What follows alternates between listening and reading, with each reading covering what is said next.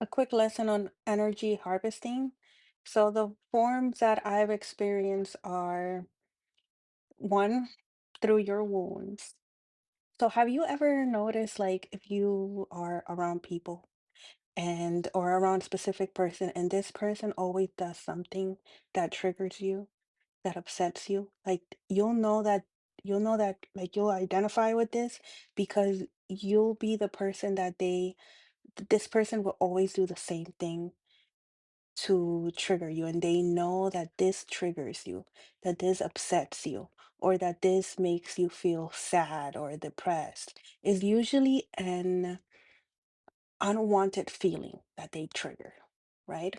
So, how this works is like they'll trigger that wound, and once they get the reaction off of you, that's how they harvest. Some people do it intentionally, like they know what they're doing, and then other people, they don't know, they don't know.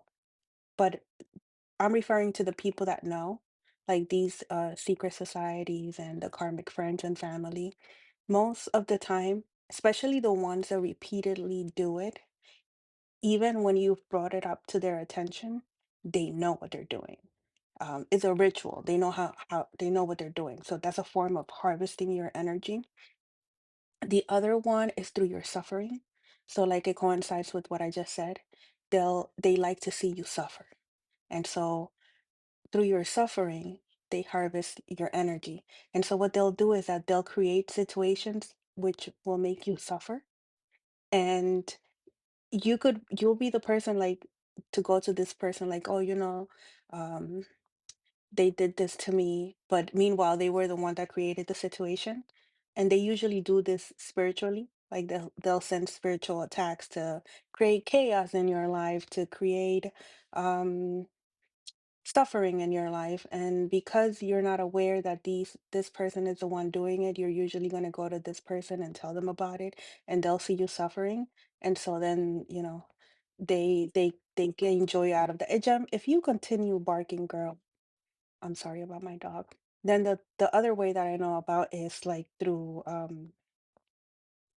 sex, energy harvesting through like sexual relationships.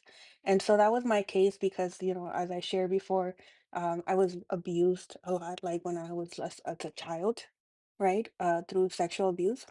And this is a very big form of energy harvesting, is the most um, powerful one, which is why it's important that we know who we're laying down with, right? Because this one here, the harvesting your sexual energy, it's the biggest form.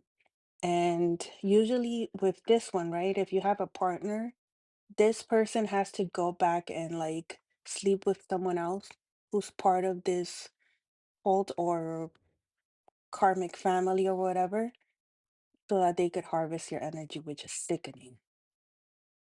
Or like usually these secret societies, they have like, the Diddy parties where like everybody's sleeping with each other.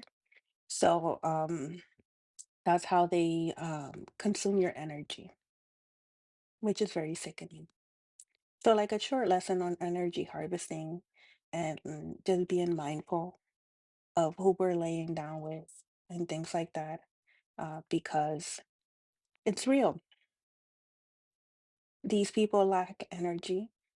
That's like our greatest currency right now. And they like pure energy, or like feminine energy, or not just any feminine, like divine feminines, divine masculines, high divine masculine. Yeah. Okay.